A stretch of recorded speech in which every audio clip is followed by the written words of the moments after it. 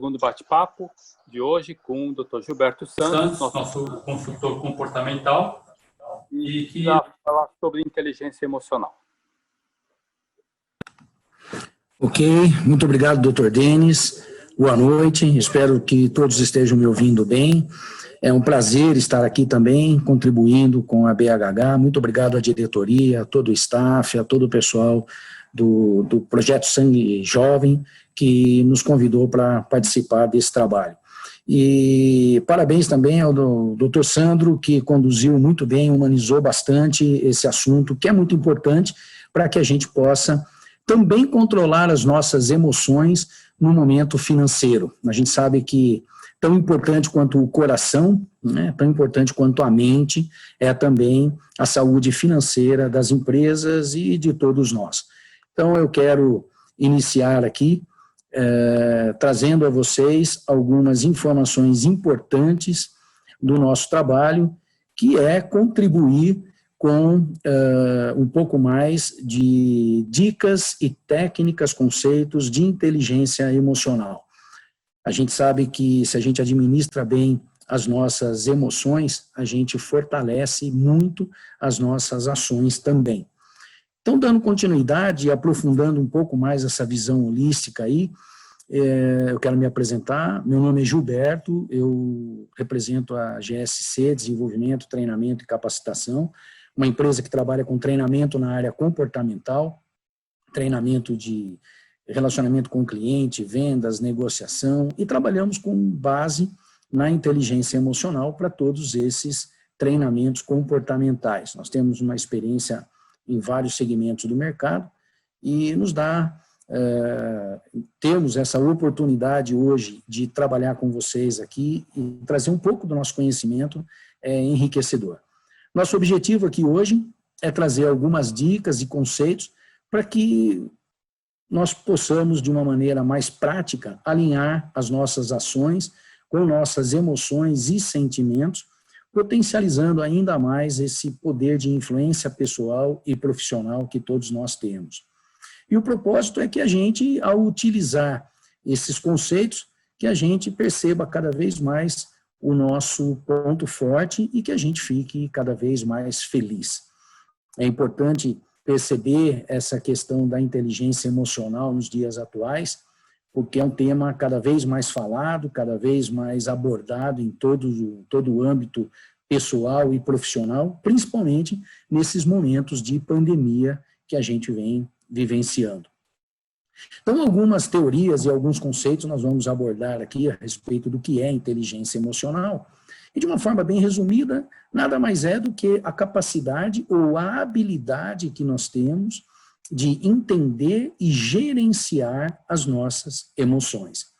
Um desafio isso, porque falar em controle de emoções, controle de sentimentos, é um grande desafio para todo mundo.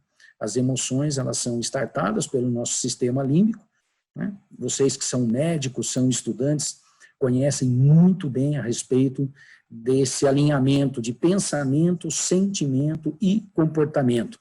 Uma vez startado um pensamento que desperte uma emoção, que talvez não seja uma emoção tão boa, a gente pode entrar em um desafio danado com o relacionamento e a comunicação com as pessoas dentro de um sequestro neural. Nós vamos falar um pouquinho mais a respeito disso. Nós temos duas mentes, uma que raciocina e a outra que sente.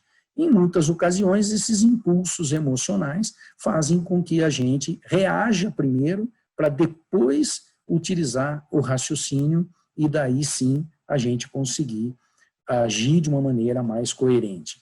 Muito bem, o mundo vem mudando cada vez mais e está em constante evolução. E essa evolução faz com que a gente também precise adequar cada vez mais o nosso relacionamento e a nossa comunicação.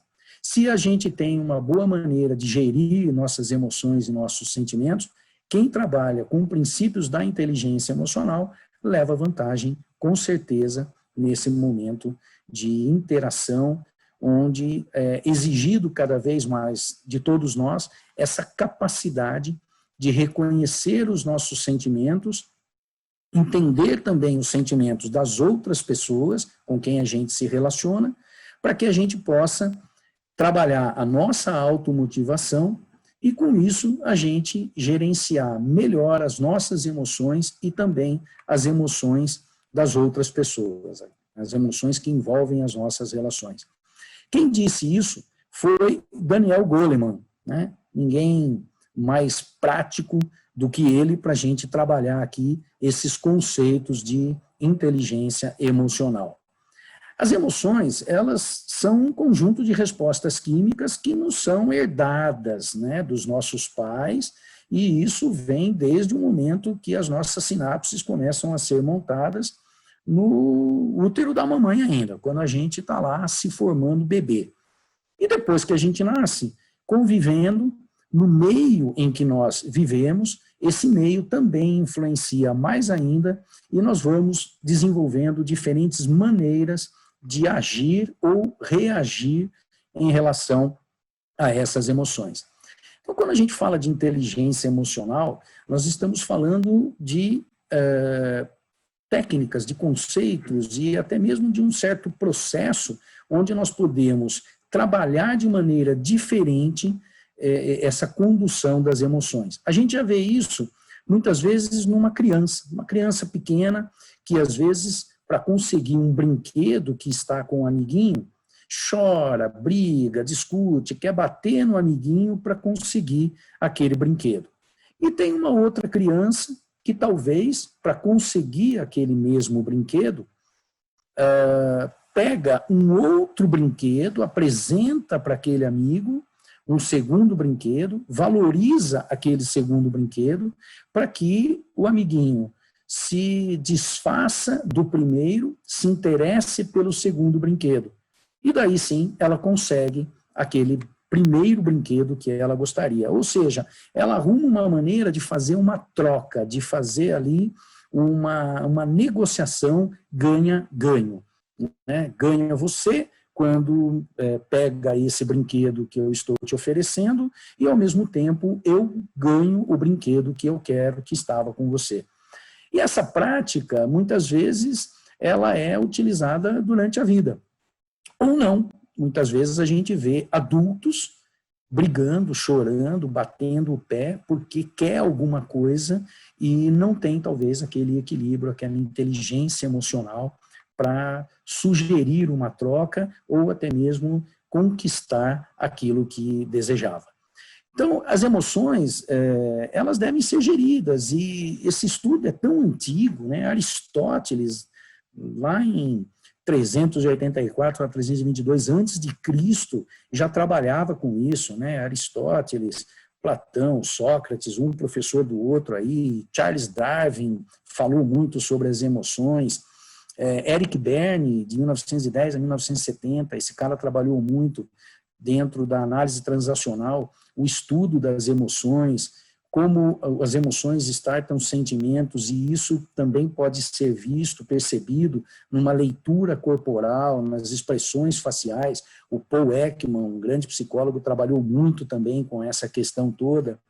E daí para frente, cada vez mais, os psicólogos, os médicos, os cientistas, neurocientistas, vêm estudando cada vez mais o impacto das emoções na nossa vida. Ela é muito estudada porque, de verdade, nós raciocinamos logicamente, utilizamos o nosso QI, que é o que nos coloca na vida, o que nos coloca no jogo. Num primeiro momento, você é admitido numa empresa, você é aceito na sua vida profissional pelo seu conhecimento, pelo seu QI, né, seu quociente de inteligência, que demonstra ali as nossas competências, nosso conhecimento, nossas habilidades. E muitas vezes o que faz com que a gente cresça na vida, o que faz com que realmente a gente tenha um resultado melhor, é como nós trabalhamos esse nosso conhecimento e essas nossas habilidades com as nossas atitudes, que é muito representada aí pela parte emocional, pelo quociente emocional. Nas empresas, a gente vê muito isso. Muitas vezes a gente não contrata o melhor profissional pela parte só de conhecimento, e sim por como ele trabalha esse conhecimento com suas habilidades e suas atitudes dentro de um equilíbrio emocional. Muitas vezes também, algumas estatísticas demonstram que o que mais faz com que uma pessoa perca o emprego é exatamente uma atitude errada ou até mesmo a falta do equilíbrio emocional no momento de tratar as ações e reações do dia a dia. Então, de verdade, na maioria das vezes, as nossas tomadas de decisões, elas são feitas emocionalmente. Eu analiso uma situação e percebo assim, eu tenho que fazer tal ação, mas eu não vou fazer. Eu não quero fazer essa ação, eu vou fazer outra ação, porque eu desejo aquilo. Então, raciocinamos logicamente, mas na hora de tomar a decisão, a gente pode errar e tomar a decisão emocionalmente. A razão e a emoção, elas devem viver em equilíbrio. Se eu tenho mais razão do que emoção, eu estou em desequilíbrio. Se eu uso mais emoção do que razão, eu também estou em desequilíbrio. O ideal seria que nós trabalhássemos e incentivássemos cada vez mais razão e emoção para que potencializássemos cada vez mais as nossas ações e também soubéssemos trabalhar com as nossas reações de uma maneira mais prática, em equilíbrio. Muito bem, é bastante teoria que a gente vai trazer para vocês nesse primeiro momento. Eu gosto muito da interação, gosto muito de trocar com o meu público. E nesse momento aqui, se vocês tiverem algumas informações, alguma pergunta, anota, marca aí, põe no chat que depois a gente tenta responder tudo isso para vocês. Vocês vão receber também materiais que complementem esses assuntos. Aqui nós estamos passando de uma forma muito rasa, mas as emoções que são, né, o fruto maior do nosso produto inteligência emocional, elas são divididas em primárias e secundárias. Em primárias, a gente traz aqui as 5 emoções básicas, que praticamente todo mundo conhece, é o chamado efeito Marta: medo, amor, raiva, tristeza e alegria, e depois complementamos com as outras 3, que todos os estudiosos dessa matéria, eles defendem que essas 8 emoções básicas do ser humano startam depois outros vários sentimentos. E num anexo depois que vocês vão receber com esse material, a gente traz uma lista um pouquinho maior das emoções e também dos sentimentos que advêm dessas emoções. Aqui a gente coloca amor, raiva e alegria para fazer essa definição aqui mais prática das emoções primárias, do Marta. Mas o Daniel Goleman, no seu livro Inteligência Emocional, que ilustra e todo mundo praticamente que trabalha com essa área comportamental utiliza e segue o Daniel Goleman, ele no lugar do amor ele coloca afeto, no lugar da raiva ele coloca ira, e no lugar da alegria ele coloca prazer como sendo as principais emoções, né? E é bacana a gente entender exatamente que essas emoções básicas, elas fazem com que a gente tenha uma melhor sobrevivência na nossa vida, né? E também ilustre bastante as tomadas de decisão que nós vamos fazer. As emoções, elas são importantes porque, além de dar essa orientação, de facilitar os relacionamentos e de orientar na tomada de decisão, ela ajusta limites, para que a gente saiba exatamente quando, onde, como, por que agir, e melhora muito a nossa comunicação. Quando a gente entende exatamente e consegue ler as expressões corporais, faciais, e entender modulações de voz, velocidade, tonalidade, expressividade de voz do interlocutor, das pessoas com quem a gente interage, a gente pode resolver os conflitos de uma maneira muito mais objetiva. E a questão de união aqui, a gente diz que as diferenças que nós temos, né, somos seres humanos e somos semelhantes, não somos iguais. Então, as divergências de opinião, as diferenças que nós temos, elas não facilitam muito a união. A gente vê aí como, atualmente, principalmente, É muito fácil da gente perceber conflitos no nosso dia a dia, seja no âmbito pessoal, profissional, até mesmo pela parte toda, né, de redes sociais. A gente percebe, às vezes, uma falta ali de um trato diferente, de uma sintonia maior entre as pessoas. E a gente defende que as nossas emoções, se elas fossem respeitadas, talvez elas fossem a maior fonte potencial capaz de unir exatamente todos os membros da espécie humana. Então, a importância das emoções, elas são muito intensas no momento em que a gente interage com a outra pessoa. E o Goleman, ele defende muito que nós temos aí 5 pilares, 5 domínios da inteligência emocional. Os 3 primeiros são intrapessoais, né? Trata do relacionamento eu comigo mesmo, que é o autoconhecimento, o autocontrole e a automotivação. E no interpessoal, que seria a parte de empatia e de sociabilidade.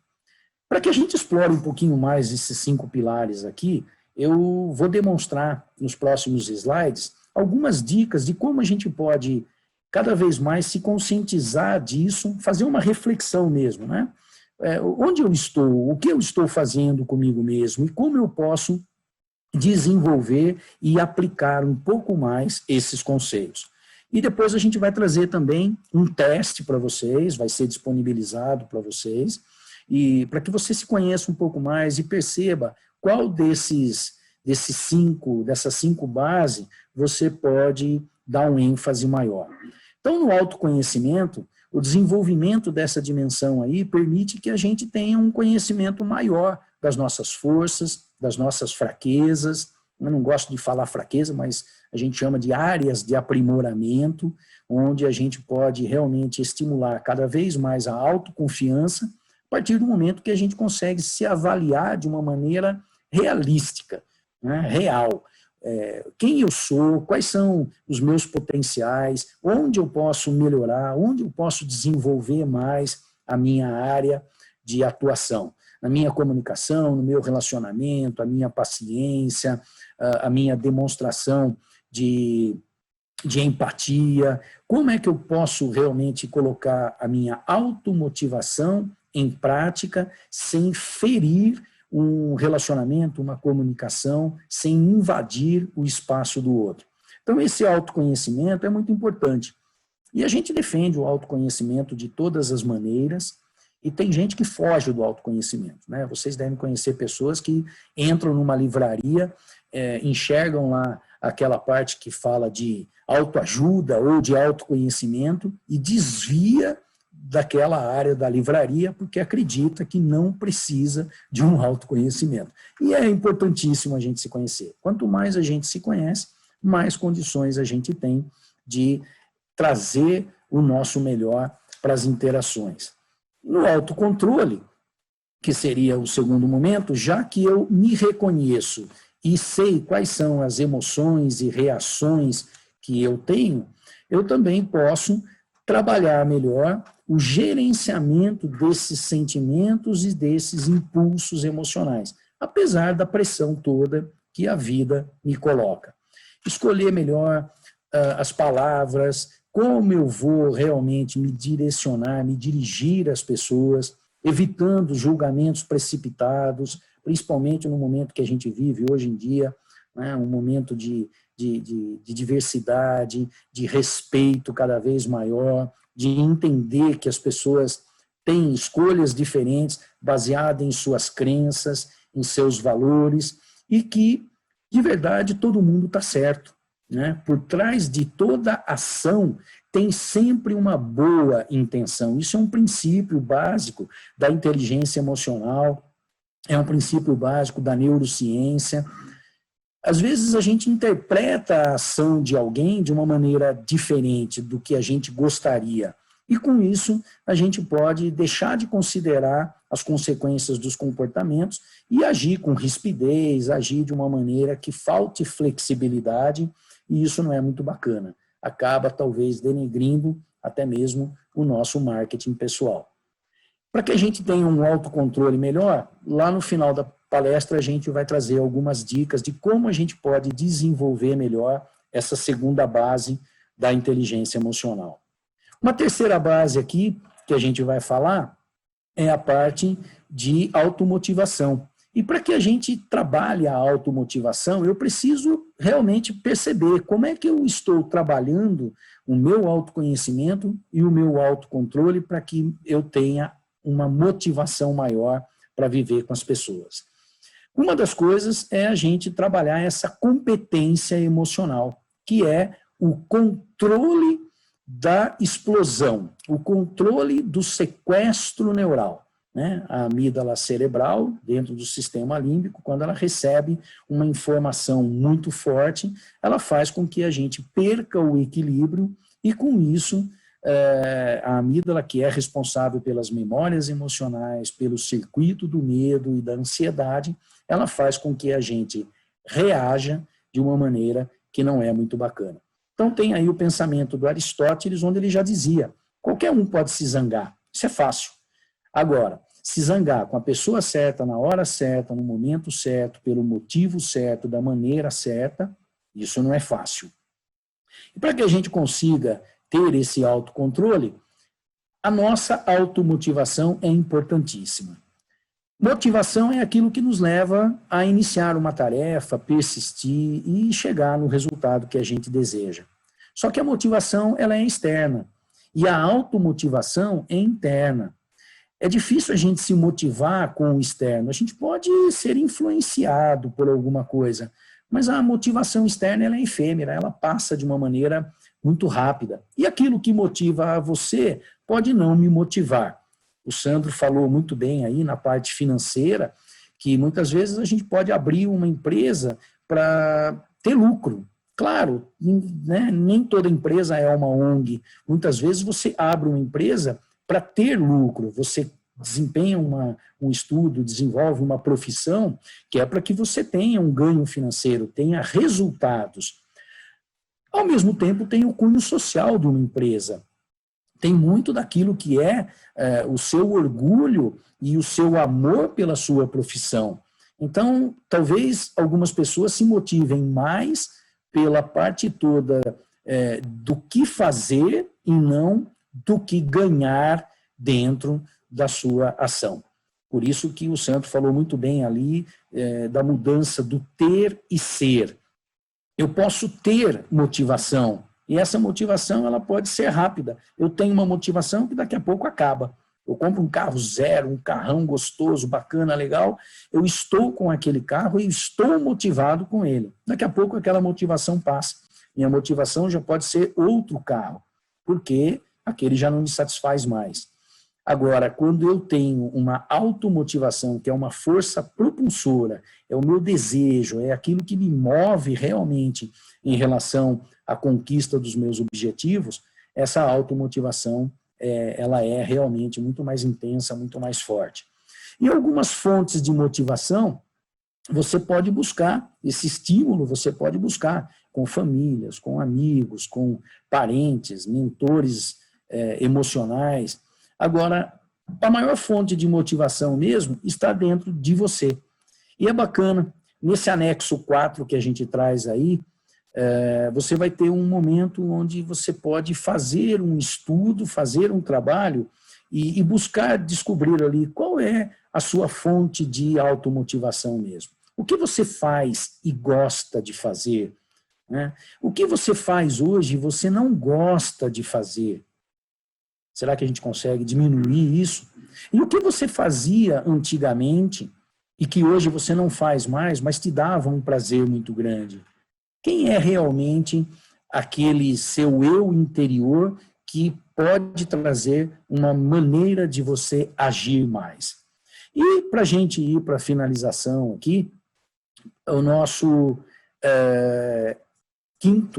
quarto estado, né, o nosso quarto pilar, a gente chama de empatia, que é de como a gente pode estabelecer um bom processo interativo com as pessoas, compreender o seu ponto de vista e o ponto de vista das outras pessoas, para que a gente realmente faça cada vez mais uma tratativa melhor com as outras pessoas.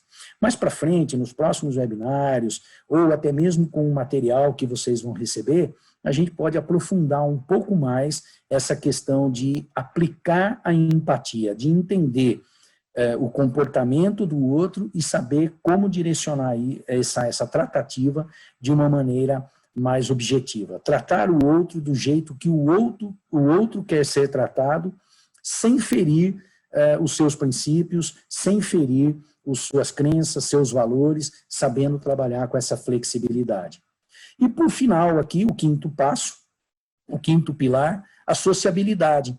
Saber se relacionar com os outros, compreendendo exatamente como o nosso comportamento impacta as pessoas e também por que o comportamento das pessoas impacta nossas reações, nossas ações. E identificar também maneiras da gente interagir de uma melhor maneira para que a gente alcance os melhores resultados na nossa vida através da empatia e desse controle de emoções. A gente defende muito que a flexibilidade comportamental é mais útil do que ter escolhas comportamentais limitadas. Quanto mais flexibilidade eu tenho, quanto mais eu consigo interagir com pessoas diferentes e vivenciar momentos diferentes, eu posso enriquecer mais a minha competência emocional. Então, quando a gente fala de inteligência emocional, pessoal, é realmente fazer intencionalmente com que suas emoções trabalhem a seu favor. De novo, eu vou reafirmar que esse material aqui, esses slides, vocês vão receber também, porque aqui a gente está passando de uma maneira muito prática, muito objetiva, por conta da administração de tempo também que nós temos. E para encerrar, eu quero trazer essas dicas aqui para autocontrole emocional. Aprenda a contar até 20, viu? É o que os nossos avós falavam, conte até 10.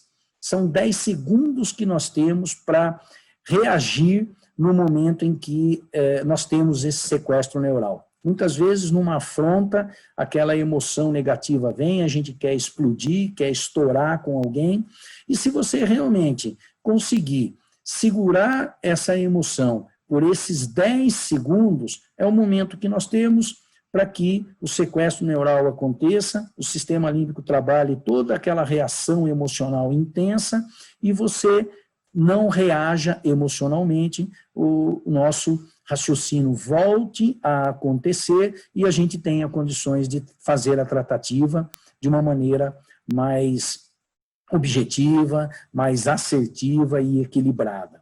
Então, o alinhamento de pensamento, sentimento, de fala e de ação é importantíssimo nesse momento. O Sandro falou na palestra dele lá de que a empresa é feita, né, também de mente, de ações. Aqui também, né, a nossa reação, ela precisa alinhar pensamento, sentimento e comportamento. E para que a gente traga cada vez mais serotonina, endorfina, ocitocina para o nosso sistema, algumas fontes de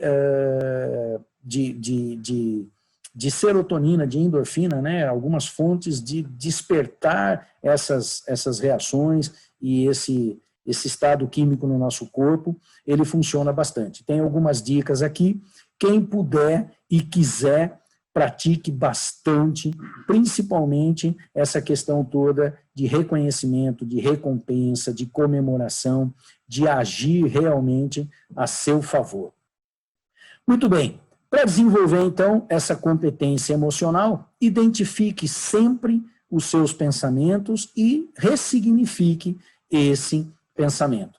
Quando tiver uma emoção que realmente te deixa fora do seu equilíbrio, pare, se acalme e pense antes de agir. Siga esse cronograma aqui de questões que eu tenho certeza que você vai ter também uma melhor maneira de planejar, de programar suas ações e com isso fica mais fácil de você alcançar os seus resultados.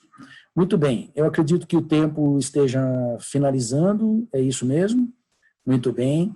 Então, como mensagem aqui desse primeiro momento, eu quero deixar para vocês que essa saúde, né, emocional que nós temos está dentro de cada um de nós, e quanto mais a gente conseguir a paz interior, nós conseguimos chegar nos nossos resultados.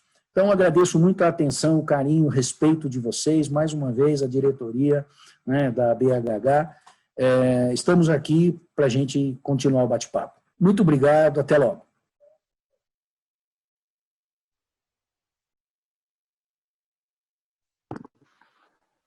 Obrigado, Gilberto. Realmente a inteligência emocional é fundamental em nossas vidas, né? E eu queria... Então, agora nós vamos ter alguns minutos para as perguntas, elas podem ser encaminhadas aqui no nosso chat. Enquanto a gente aguarda as perguntas, se der algumas provocações aí, tentar provocar alguma coisa do Sandro. Por exemplo, né, assim, quando você apresentou o planejamento financeiro, a gente, como médico, a gente olha, parece com um pouquinho de assustado, porque é muita coisa, muita informação para a gente aprender, né? E já a medicina tem muita coisa para se aprender. Acho que é por isso mesmo que médico e finança nunca se acerta muito. E banco adora médico, acho que por conta disso, que ele não sabe trabalhar com o seu dinheiro, então o banco acaba usando o dinheiro dele para poder trabalhar com isso, né? E uma das coisas que eu lembro que eu aprendi é que a gente não consegue nem fazer nosso planejamento pessoal, nossa economia doméstica, o quanto se gasta em casa, né, carro, e a gente não sabe o que é a diferença entre ativo e passivo, são muitas informações que a gente precisa trabalhar, né? Então, o que você teria para nos falar, assim, para nos ajudar, assim, como é que a gente pode entrar nesse caminho para poder chegar nesse planejamento financeiro empresarial? Bom, de novo, né, eu falei isso lá na minha fala, a gente não cresceu educado financeiramente, né? É uma coisa que se a gente tivesse começado lá na infância e a escola pudesse colaborar, né, a gente teria, da mesma forma que a gente pratica um esporte, que a gente gosta de uma arte, que a gente tem uma profissão, que a gente estudou para ela, a gestão financeira também precisaria ser uma parte de um pilar da nossa vida, né? De fato, a área financeira tem vários elementos técnicos que aparentemente são complexos, né, doutor? Mas eu chego a dizer para você que a gestão financeira ela é bastante simples. Ela é muito simples, porque ela trata de saída de recursos e entrada de recursos. Você precisa só administrar isso, tecnicamente falando. Agora, por trás disso tem muita emoção, tem muito envolvimento, tem muita ansiedade, né? Mas tecnicamente é muito simples.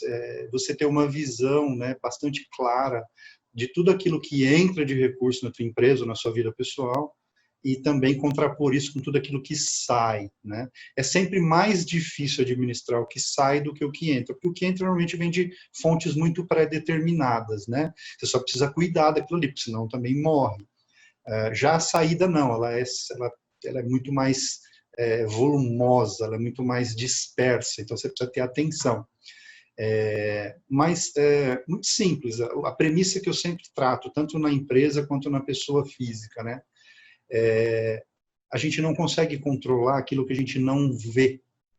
Então, se a gente tem uma simples planilha, né, um caderninho, a gente consegue controlar 80% da nossa vida financeira, sem nenhum trabalho.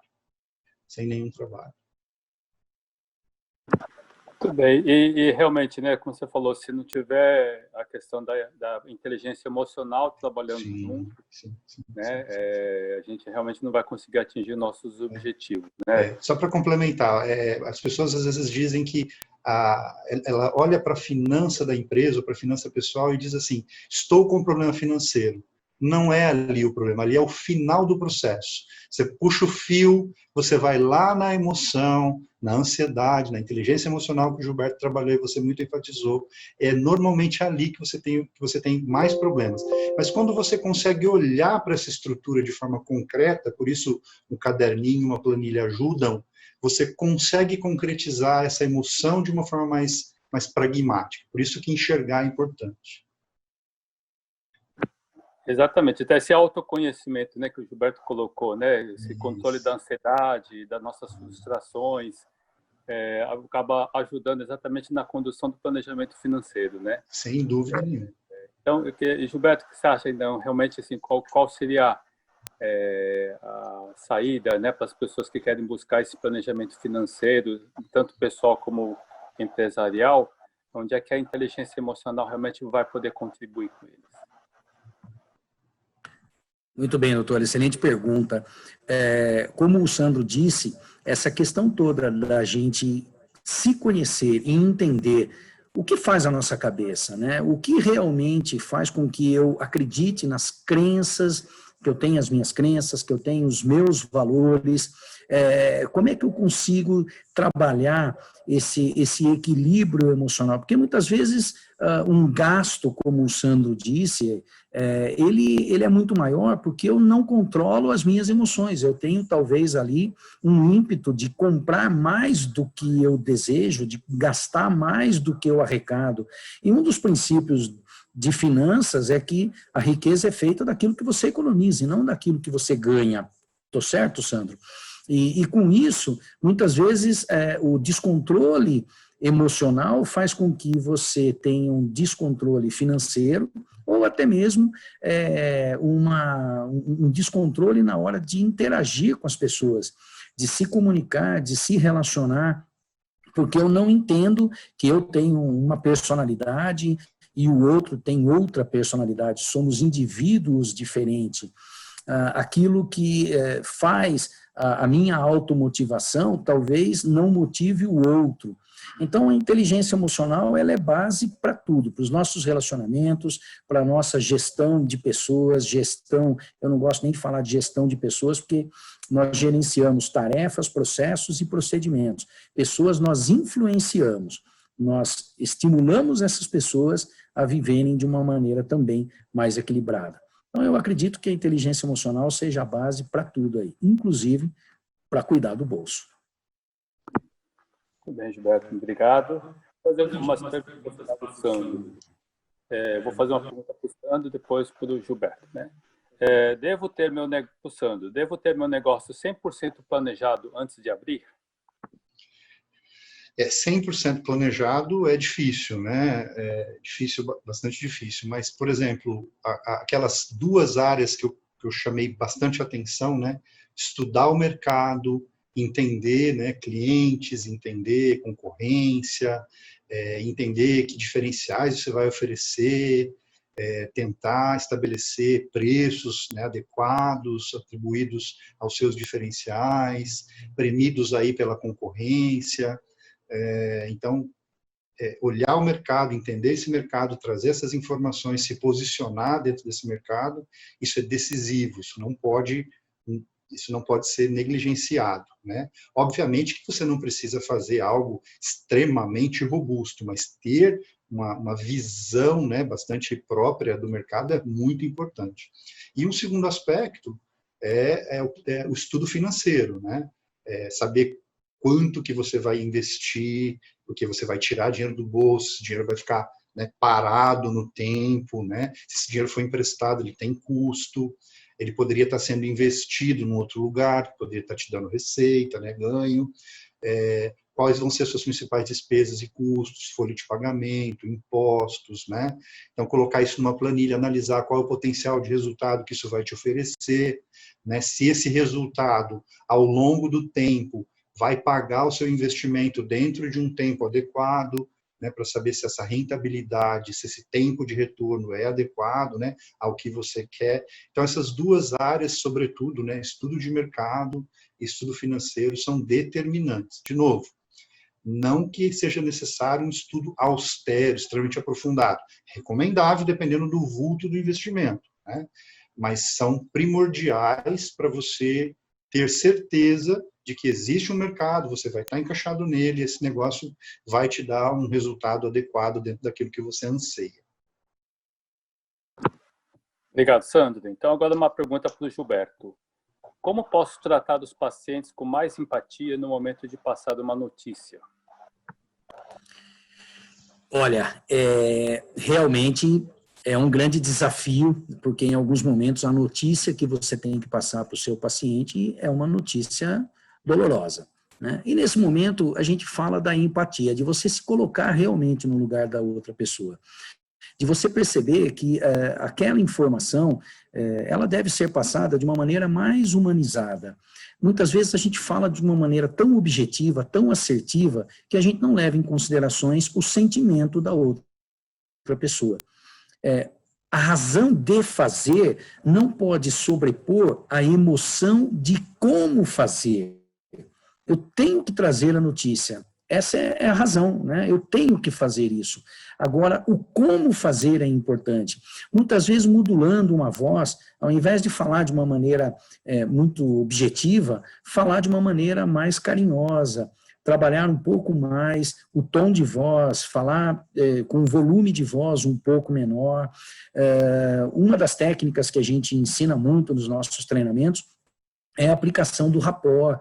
É você seguir movimentos corporais, tom de voz, a respiração daquela pessoa. Porque muitas vezes a gente está agitado e dá uma informação muito prática e a outra pessoa não está preparada emocionalmente para receber aquilo. Conhecer perfis comportamentais também, personalidade do outro. Algumas pessoas são mais objetivas, outras são mais metódicas, algumas são mais carinhosas, são mais amigáveis, mais afáveis, precisam de um quebra-gelo, talvez precise, agora no momento de Covid não, mas às vezes precisa até de uma aproximação, de um toque, precisa de um sentimentalismo um pouco maior no momento de trazer a informação. Isso tudo também é treino. A comunicação com empatia, com rapport, com espelhamento é treino. Precisa de técnica também. Respondi, doutor? Tá ótimo, Gilberto. Obrigado. Vamos lá. Sandro, como sei o quanto devo direcionar de salário para mim se eu trabalho para mim mesmo, né? A questão do profissional autônomo, né? O quanto eu guardo, o quanto eu compro as coisas para mim. Sim, sim. No planejamento de um negócio, doutor, o estabelecimento do que a gente chama de prolabore, né? O salário do investidor, o salário do sócio, que é diferente do resultado do negócio, né? O prolabore, ou o salário do sócio, ele faz parte da estrutura de gasto da empresa.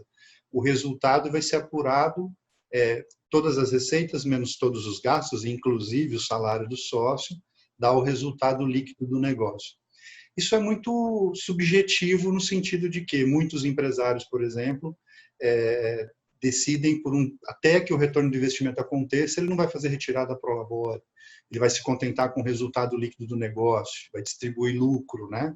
Mas essa definição, ela depende bastante do sócio, né? Tem que ser uma remuneração que seja adequada ao padrão de vida que ele quer ter, desde que, dentro da estrutura de gastos do negócio, o negócio se mostre sustentável, porque pegar um exemplo pragmático, né? Uma empresa que tem aí um resultado líquido zero, e ele estabeleceu um prolabore de 50 mil reais para a empresa dar prejuízo de 50 mil e todo mês ele pega 50 mil no banco. É ilógico uma história dessas, né? Então, tudo depende muito dessas questões que são bastante internas, né? Mas a gente costuma definir de acordo com um parâmetro de mercado, né? Parâmetro, por exemplo, que um médico tenha de remuneração e até mesmo adequado ao padrão de vida que ele queira ter ou possa ter, desde que, né, a estrutura de gasto, a estrutura de receita da empresa sustente, né? Mas é bastante comum que nos 2, 3 primeiros anos de um negócio em maturação, né, o empresário abra mão de um salário específico, se contente com o resultado, distribuindo esse lucro periodicamente para ele, e a partir do momento em que a empresa já se pagou, vamos dizer assim, né, ele passa a estabelecer um salário, aí, dependendo do padrão de vida, ou até mesmo de um parâmetro médio, que aquela categoria de sociedade normalmente remunera um sócio. É muito específico do negócio, não existe assim um número técnico para isso. Sandra, essa dúvida também tem aparecido muito, porque recentemente a gente vem observando o fenômeno da pejotização, né? Uhum. Os contratos de trabalho hoje deixam de ser seletistas. Sim. E as empresas obrigam, às vezes, as pessoas a abrir uma empresa individual. Sim. E muitas vezes as pessoas estão despreparadas para fazer isso. Sim. A recomendação que a gente dá, doutor, é que nesses casos, pelo menos a pessoa tenha um parâmetro de mercado de hora trabalhada, pelo menos de referência, né? E que esse número, vezes o número de horas que ele está sendo contratado, estabeleça aí uma referência de remuneração para ele, e ele entender se isso é plausível ou não para a necessidade material que ele tem. Obrigado, Sandro. Vamos lá. Gilberto, a automotivação está relacionada ao propósito de vida? Opa, uma excelente pergunta aí. Eu acredito que sim, viu? Quanto mais a gente conhece a sua missão de vida, o seu propósito, para que realmente nós estamos aqui, você consegue desenvolver a sua automotivação. E daí entra muito nessa questão de que vocês falaram agora há pouco, né, de uma pejotização ou da pessoa entender qual é o seu alinhamento e o seu ajuste com o padrão de vida que a gente precisa ter. Por exemplo, a gente sabe, né, no marketing pessoal, a gente sempre fala que você precisa ser, precisa parecer e precisa aparecer. Então, você precisa ser bom naquilo que você faz, você precisa mostrar isso para as pessoas precisam entender que você é bom naquilo, e você precisa, de uma certa forma, aparecer, né? Você precisa demonstrar e precisa fazer marketing pessoal. E, às vezes, se você não alinhar isso com o seu propósito de vida, talvez você não queira, em algum momento, diminuir o seu padrão de vida. E precisa. Muitas vezes você precisa se adequar, precisa sair do modismo, precisa sair do marketing pessoal, de ser e aparecer, né? E botar um pouquinho mais o pé no chão e dar um alinhamento melhor às suas ações, à sua vida. E, nesse momento, voltar para os seus princípios, para os seus valores, para o seu propósito de vida é muito importante. Qual é o meu propósito de vida? É estabelecer a minha profissão para ajudar o outro, por exemplo.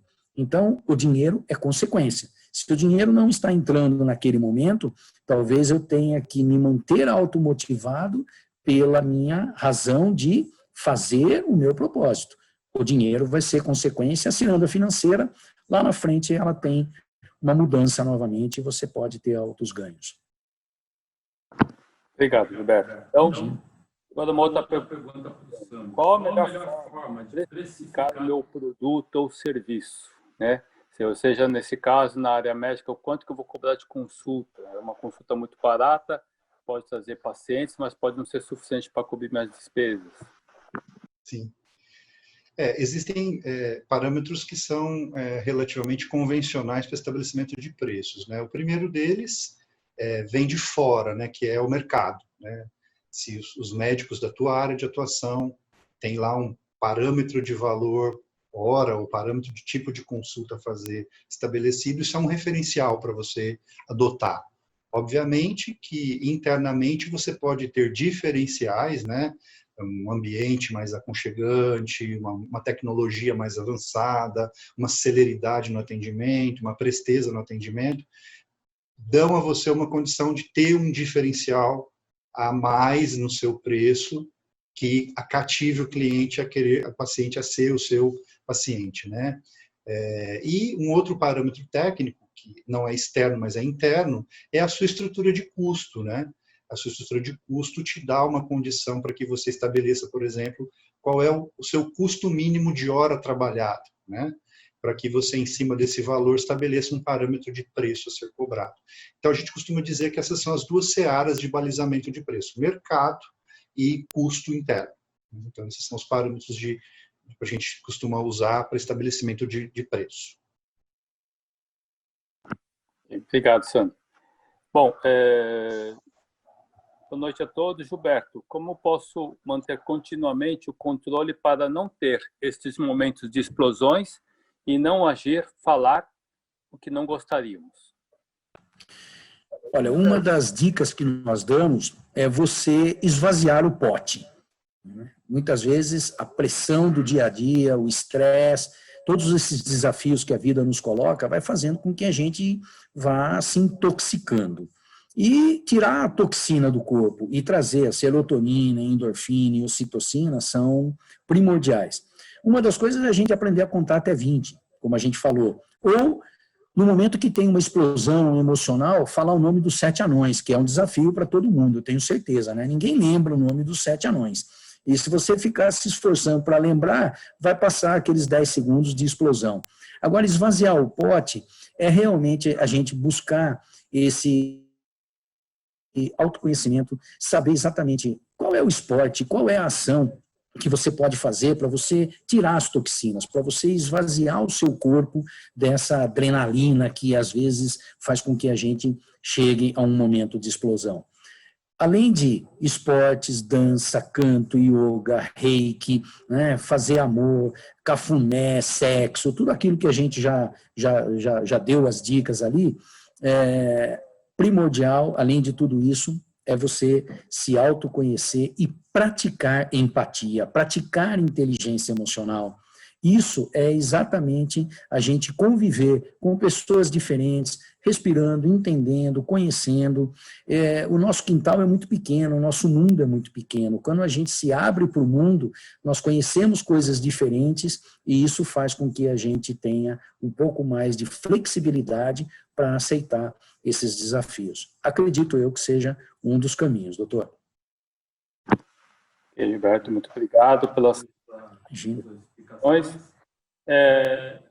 Tem também um pedido tanto do Sandro como do Gilberto de indicação de livros com relação à inteligência emocional, os títulos que podem ser indicados, e também do Sandro tem algum conhecimento básico para aprender a estudar a vida financeira de uma empresa. Tá bom, então aí vocês depois façam essas sugestões de livros. Pode depois, passar depois para o pessoal, junto com o material que vocês conhecer, essas sugestões de livros. Tá. Bom, acho que a gente já está chegando já ao final do nosso evento. E eu queria só fazer um pequeno comentário, que quando eu falo com meus alunos de medicina, eu sempre faço uma pergunta para eles. Vocês querem serem ricos ou felizes? Né? E a maioria deles querem ser ricos, né? E às vezes eu me surpreendo um pouco com essa resposta, porque para mim acho que é mais importante a felicidade. Aí fica também essa pergunta aí para o pessoal, para saber o que vocês acham mais importante, serem ricos ou serem felizes. Gilberto Santos, seus comentários finais, por favor. Muito bem, doutor. Eu também acredito muito que o encontro da felicidade é o que traz essa riqueza. Né? O que é ser rico? É só ter dinheiro no bolso?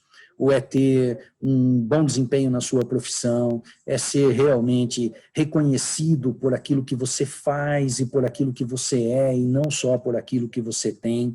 A sua família. O que adianta eu ter dinheiro e não ter uma vida equilibrada no restante, né, das atribuições? Quanto mais amigos, mais relacionamento, mais família, quanto mais resultado você tem, que não seja palpável, mas que seja mensurável, que seja alguma coisa que possa te engrandecer, eu acredito que essa é a maior riqueza. A riqueza de dinheiro, ela vem e vai, né? E é resultado, como o Sandro mesmo disse. Bem, agradeço muito a atenção de todos vocês. Muito bem, Gilberto. O pensamento é análogo ao do Gilberto. Vou acrescentar que a gente vem para esse mundo, né? E a gente acaba sendo adequado ao longo dessa vida a acreditar demais no nosso ego, que é uma estrutura super importante para a gente sobreviver. Mas a gente é muito mais do que ele, né? A gente é muito mais superior do que somente o ego. E só a maturidade, muitas vezes, nos revela isso. Então, a juventude normalmente tem essa identificação exacerbada com o ego. Então, o ter para ser faz parte desse contexto egóico da vida mais juvenil. E à medida que a gente amadurece, a gente passa a entender, né? E muitos têm aí o seu despertar ao longo da vida, de que o ter é consequência de estar bem no ser, né? Então, se a gente está bem no ser com a gente, essa questão material ela fica tão segundo plano, tão subjetiva, Mas isso faz parte do amadurecimento natural desse ser humano, desse ser divino que nós somos, e só a experiência da vida, as falhas, os aprendizados que nos dão essa condição de reflexão, e normalmente, quanto um pouco mais maduros, a gente consegue. Alguns enxergam um pouco antes, mas a grande maioria tem essa visão que a gente precisa respeitar, porque é um aprendizado que ele está tendo, né? Mas a minha opinião é que ser para ter é o caminho. Agradeço mais uma vez a oportunidade e até uma próxima palestra dessas nossas. A gente ainda nós vamos ter ainda mais 3 encontros ainda para poder falar bastante sobre o assunto, né? Uhum. Muito obrigado por vocês. Também eu lembrei também uma frase que Daniel Pennac, que é um professor francês, fala que nós somos condicionados ao consumo, né?